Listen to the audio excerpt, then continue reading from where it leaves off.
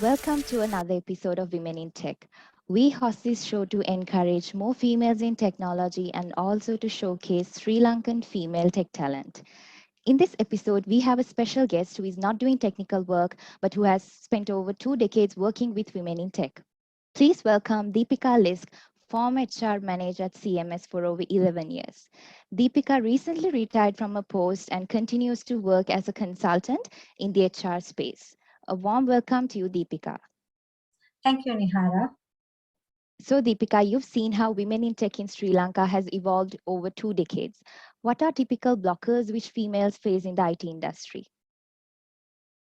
But let's look at some of the better known challenges faced by women in tech. I call them challenges. And we'll start with the gender gap, which is a global challenge with slow progress in improving the imbalance in gender diversity and equity. Female participation in the global tech industry is about 25%. So there are fewer female leaders, role models, and mentors, and networking opportunities to encourage more women into the join the workforce. And the question on gender equity is there equal recognition and reward for the same job done? We also see planned initiatives being taken to bridge this gap over time, with companies committed to offering equal employment opportunities and running programs on gender diversity and inclusion and women empowerment. But with all these efforts, we see that we're still not quite there. And moving on to the next challenge, we'll look at is gender stereotyping, where traditionally which stereotype tech studies and jobs for males, and we stereotype childcare and household responsibilities for women, with careers maybe in education or healthcare.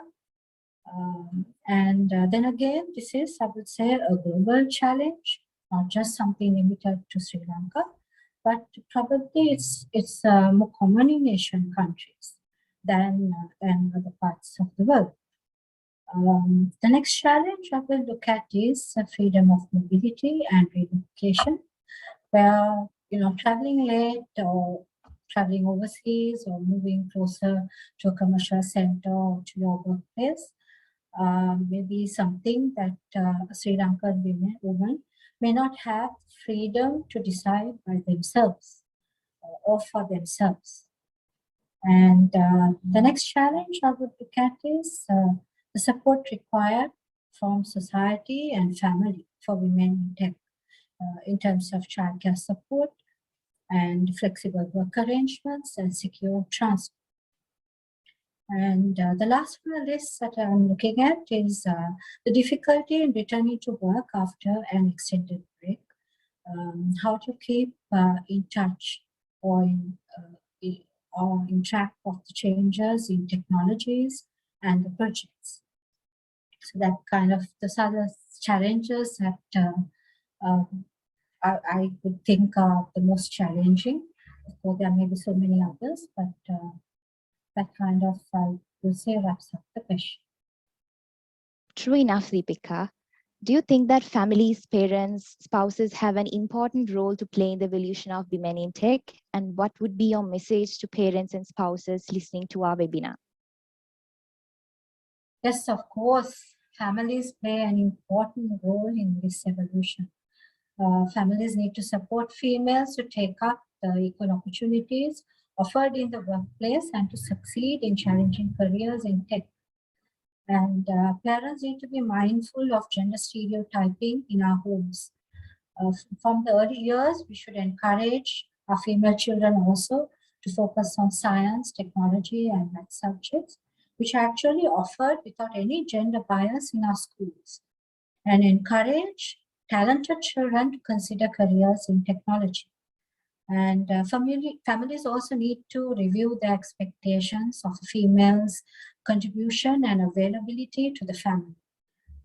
Parenting and household responsibilities should be shared to allow enough space for women in tech to build their career and engage in ongoing studies. Thank you, Deepika, for your message.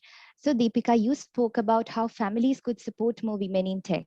Now, could you please explain to us how companies could be more supportive to their female workforce?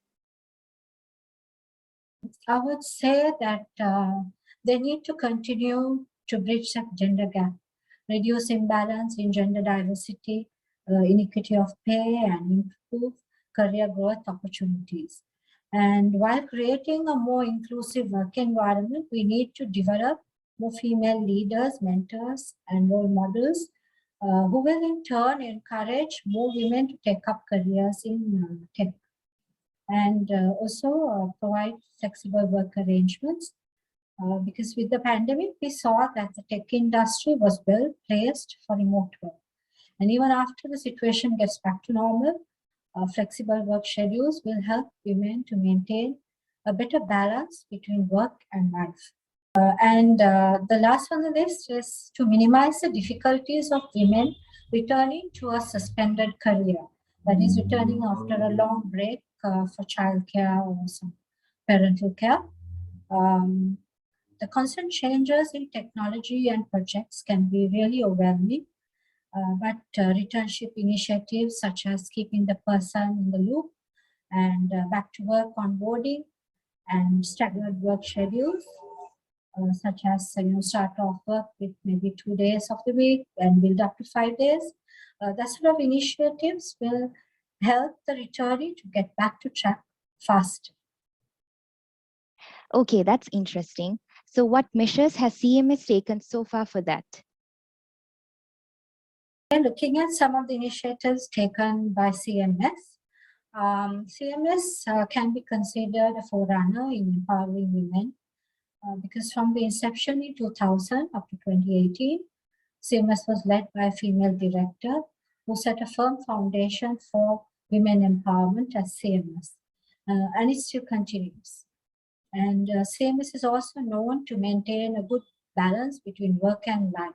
This is one of our strengths and can be endorsed by any staff member, I'm sure. And we have a few clientele teams that have work shifts outside our standard business hours, but these shifts are always work from home, even prior to the pandemic. This is not actually based on gender, but it's the same policy that is open for males and females. And we also have special work from home arrangements to support specific requirements such as extended childcare or medical care for a family member. This can be discussed with the management or with HR and outline how long it can run and when to get back to work. And also we arrange a backup person to cover a long break from work, such as parental leave or extended parental leave, so that there's no pressure on the person about rushing back. And I would say the last on this list is we also have a dedicated kids zone at CMS to accommodate children when parents run out of their usual childcare options. So there are, especially during school holidays, we see many children in this in the kids zone playing together, watching videos.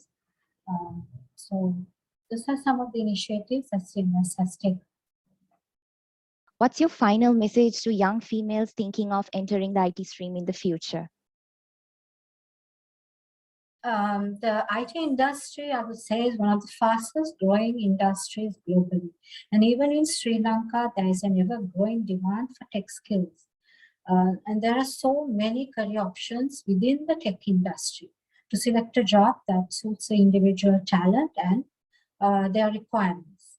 So in terms of flexibility and flexible work schedules, tech jobs would have a very high offering, I'm sure. And going forward from the pandemic, I'm sure we will see more hybrid work schedules becoming a norm in the tech industry. So I would think that the IT stream offers a great career opportunity that would help Sri Lankan females to better support their social obligations while building a career for themselves. and also offer them the prospect of an easy entry into the global workforce.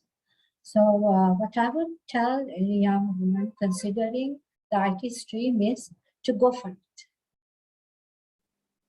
So that brings us to an end of another episode. Thank you, Deepika, for sharing your expertise with us. It was a pleasure having you on our Women in Tech show. See you soon with another episode of Women in Tech. Till then, take care.